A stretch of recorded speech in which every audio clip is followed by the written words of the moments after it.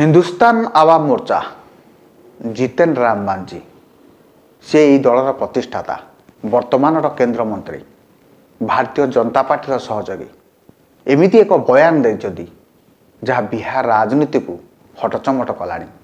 नीतीश कुमार को जी tension Bharatiya Janata party को सेतिकी tension. से वर्तमान केंद्रमंत्री थिबा बेले एक बयान देइचंती जहाँ विधानसभा आगामी विधानसभा निर्वाचन को बिहार जो हेबाकु जाउची ता निश्चित रोचक स्थिति में पहुँचो।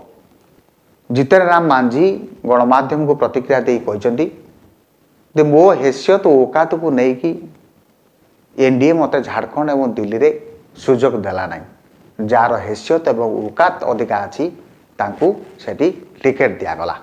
माने झारखंड रे जोटी लोक जनशक्ति पार्टी चिराग पासवान को पार्टी एवं जेडीयू को सुजोग दिगला से दिल्ली में मध्य चिराग पासवान पार्टी एवं जेडीयू को मध्य सुजोग दिगला। किंतु जितेन राम मांझी हिंदुस्तान आवाम मोर्चा दल को सुजोग दिगला नहीं। दिल्ली में बर्तमान विधानसभा निर्वाचन आगू को अच्छी सेठी एलजेपी गोटे सीट्रे लड़िया सुजोग मिली और जेडीयू को गोटे सीट छड़ा जाइए भारतीय जनता पार्टी तरफ। से ही परिप्रेक्षी में जितेन राम मांझी कहते एथर आम बिहार विधानसभा एटा घटवा देबू ना। आम आमर निश्चित आम प्राप्य पाइबू। जना पड़ुची दे तांको कहवा कथा एनडीए जेतिकी चिराग पासवान को गुरुत्व दौरान सेतिकी तांको गुरुत्व दि जाऊ ना, तांको प्राधान्य दि जाऊ ना।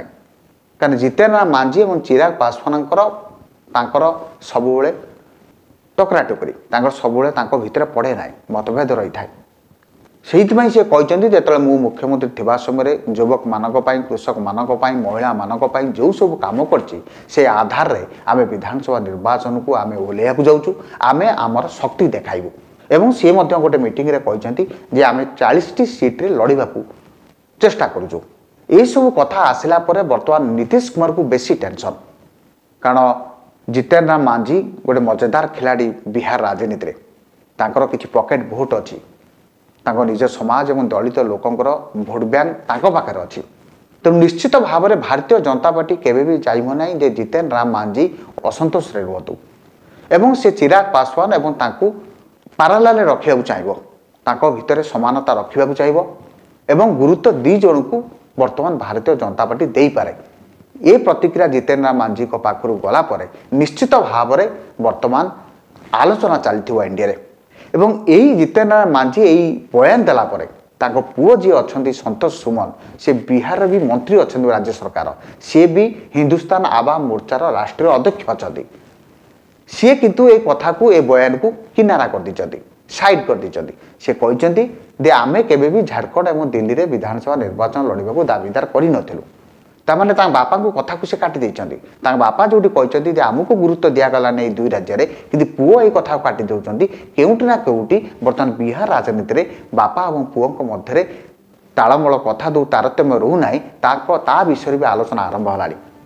ठीक से उदाहरण बर्तमान उत्तर प्रदेश आम थे देखी जो मुलायम सिंह यादव जे आरजेडी प्रतिष्ठाता एवं अखिलेश यादव को मध्य से भी पार्थक्य देखा जाता। तेणु सेत बाट को अवश्य जाई नहीं जितेन राम मांझी पुओ को कथा को कि आगू को कौन घटी पार ता भी कही ना। ए बाबद आरजेडी प्रवक्ता जी मृत्युंजय तिवारी से कहते जितेन राम मांझी केवे भी चिंता करने कथा नुहे दलित लोक और समाज पाई। कारण भारतीय जनता पार्टी ता सहयोगी मान को गुरुत्व दिए ना, सी केवल सहयोगी दल मान को भांगिया को चेष्टा करे जेपरी महाराष्ट्र एकनाथ शिंदेकर अवस्था है। से यही कथा को उदाहरण देखिए कहते एवं जेडीयू जे नेता नीरज कुमार सी भी कहते सी एक प्रकार डिफेंड कर हिंदुस्तान आवाम मोर्चार प्रतिष्ठाता जितेन राम मांझी एनडीए सहित अच्छा एवं तांकर जे प्रदेश अध्यक्ष अच्छा सी एनडीए मीटिंग रे सामिल होती एवं नीतीश कुमार को समर्थन कर। तेणु ये सब कथा बर्तमान बिहार आगु जो विधानसभा निर्वाचन आगू को क्यों दिग को जितेन राम मांझी जी एनडीए को सहयोग करेंगे ना एनडीए ओहरी आसवे निजे दल से लड़। कारण बिहार में तांकर किछि भोट बैंक अच्छी पुओ एवं मंत्री अच्छा जहाँ सूचना अच्छी से गत निर्वाचन में पार्टी 4टी सीट जीति 2020 जो निर्वाचन होता Bharatiya Janata party 84 seat JDU 48 seat एवं मिसेकी सरकार से गढ़ी एवं विगत दिन में जो जितेन राम मांझी मुख्यमंत्री थे आप जानते नीतीश कुमार गढ़ी मुख्यमंत्री पुणी नीतीश कुमार हटाइक बाध्य जहाँफल मध्य बद सृष्टि है तेणु देखा जाऊ वर्तमान एनडीए वर्तमान की रणनीति कर जितेन राम मांझी बयान को नहीं राष्ट्रीय बीजेपी राष्ट्रीय सभापति जेपी नड्डा अमित शाह की रणनीति बर्तमान करेंगे बिहार राजनीति को लेकिन आज ये विदाय दिंतु नमस्कार। अधिक अपडेट पाई आम चैनल को लाइक शेयर और सब्सक्राइब करने को जमार भी भूलु। निर्भय सूचना निर्भयर सह सबुबले आपनक साथी रे।